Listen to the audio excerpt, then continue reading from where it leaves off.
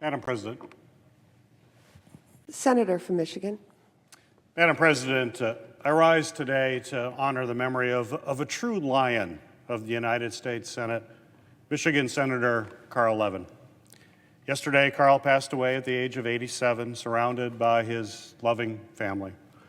Carl was well known as a fierce advocate for Michigan and a force of nature in the Senate. But the most important thing in the world to him was his family. He cherished his role as a brother, husband, father, uncle, and grandfather. And I know his family and his loved ones are all reeling from this enormous loss. I, along with folks all across the state of Michigan, are praying for them during this very difficult time. Over his 36 years of service in the Senate, the most ever for a Michigan senator, Carl made an immeasurable impact.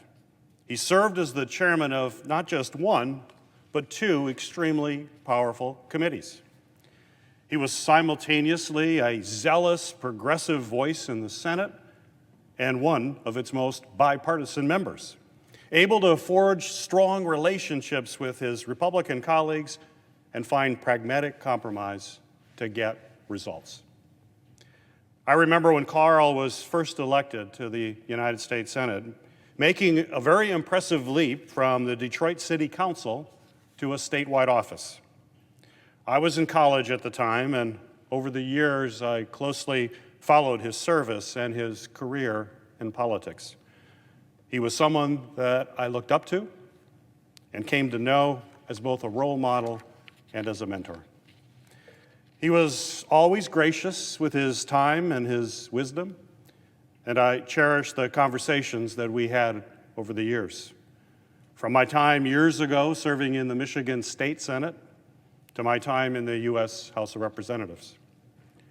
When Carl announced he would be retiring in 2014, I sought out his guidance and his blessing to run to fill his seat. As the campaign progressed, he gave me his endorsement and his full-throated support. I was both honored and humbled. When I was sworn into my first term in the Senate, Carl presented me with an old map of Michigan and a handwritten note. It hangs in my front office to this day, and every time that I walk through the door, I'm reminded of Carl, of his service and his integrity. Carl was a unique figure on Capitol Hill. He had no interest in the trappings of power. He saw service as its own reward, and he could be certainly a little disheveled in his appearance. He was very frugal. He wore inexpensive suits, and his loving wife, Barbara, would routinely sew up the holes in his pockets so that he'd get just a few more years out of those suits.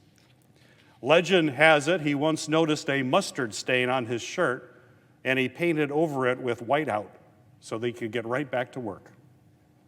His glasses were always kept precariously perched on the end of his nose, and he would fix you with a piercing gaze over those rims. And despite his small stature, he was often an incredibly intimidating figure, largely due to that gaze, his intellect, and his incredible work ethic.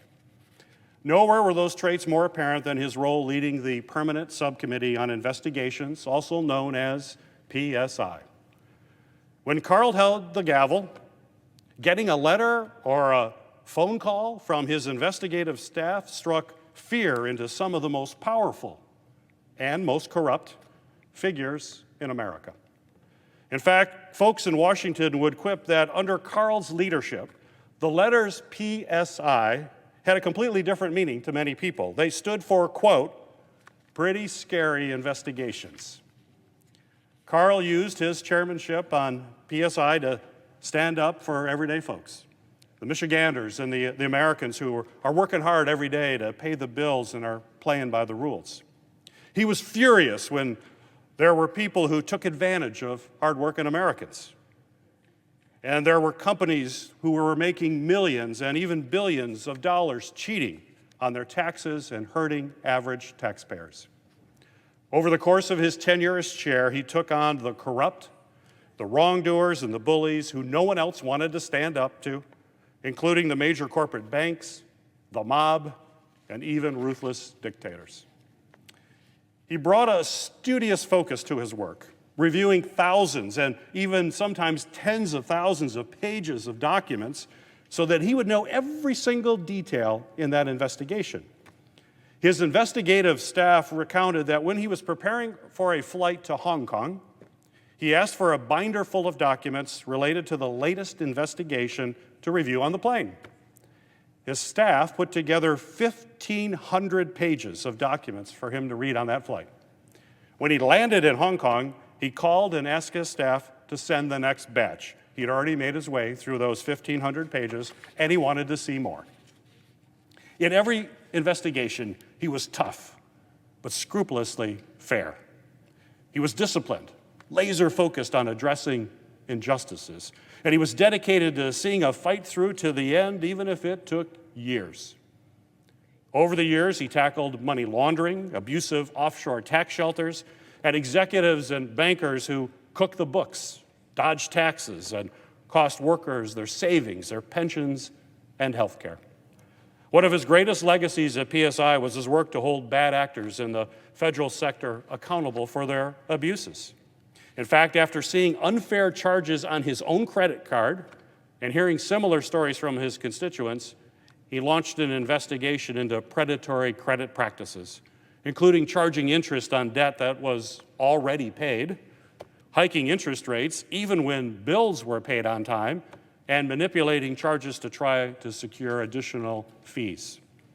After a series of tough oversight hearings and a legislative process that spanned years, Carl's work became the central part of the Credit Card Act of 2009, which prohibited abusive credit card practices and helped more than 100 million Americans.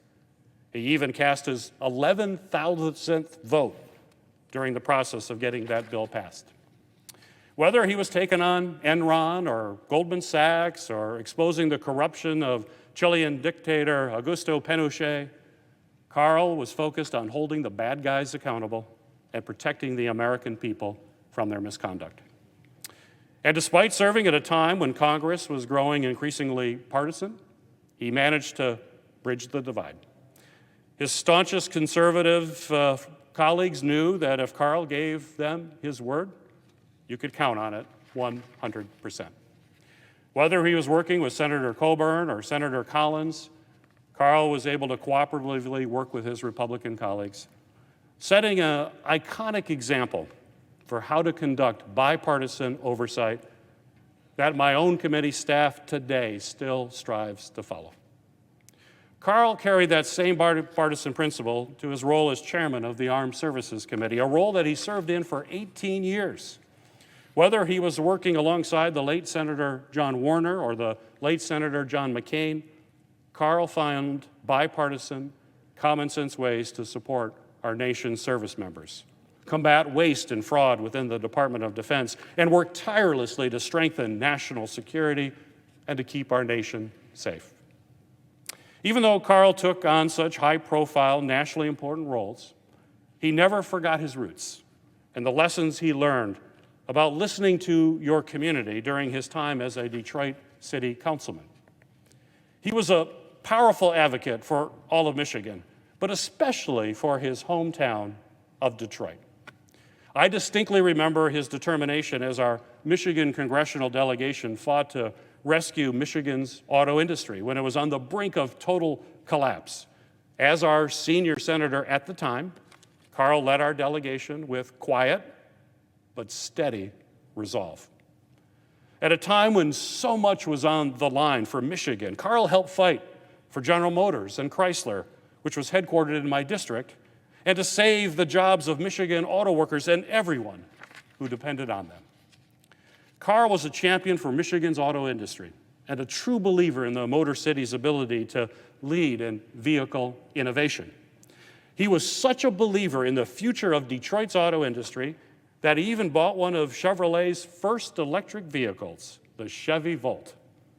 As a former taxi driver in his youth, Carl loved driving himself around, even if his erratic and aggressive driving style startled and sometimes scared his staff.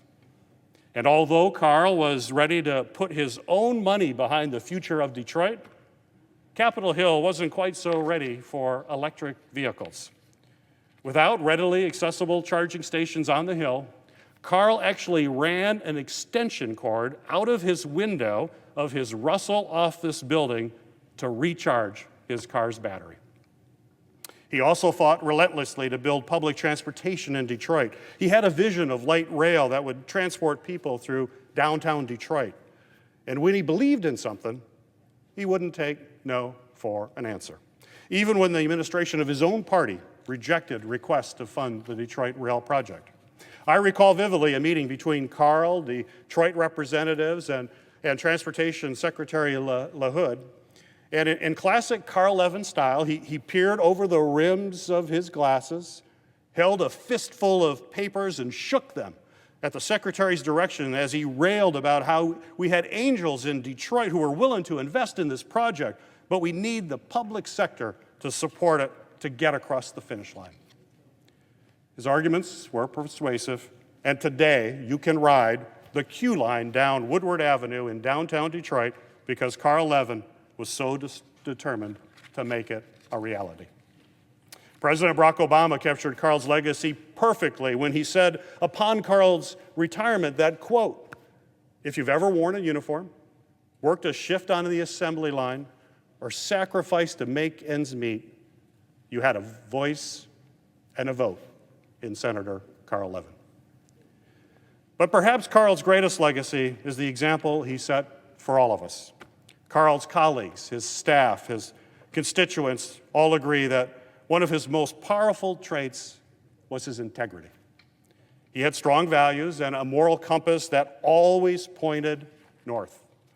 Even years after he retired, as I traveled around Michigan, folks still tell me how much they respected Carl.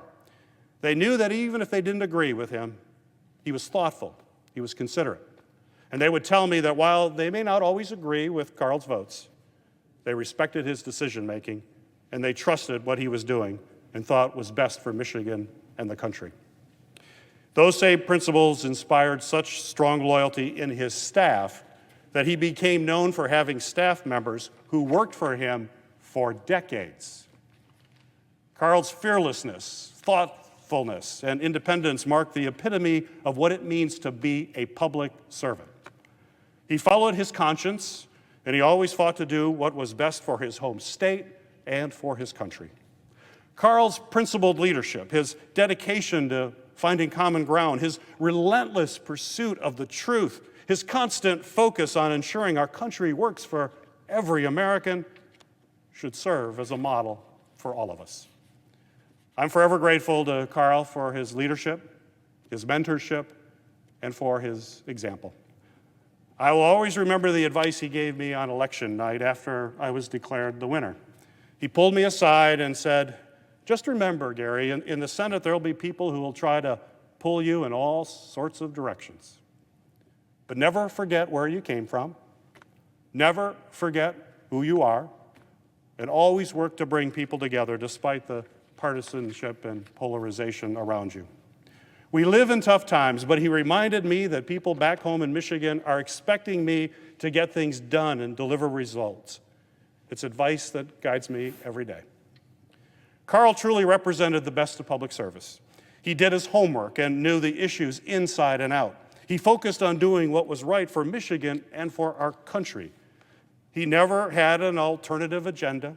He didn't chase front-page headlines or the cameras. He had no desire to be a political celebrity. He just wanted to get things done.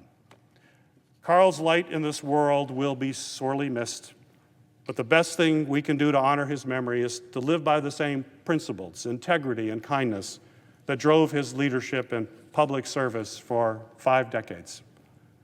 Carl loved doing his job, and he did it with boundless energy. Whether it was greeting his constituents on the street or taking some of the toughest issues in Washington, everyone was always trying to keep up with Carl. If we could all bring just a fraction of his dedication, his integrity, and his intellect to our own roles, Washington would surely be a much better place. May his memory be a blessing. Madam Chair, I yield the floor.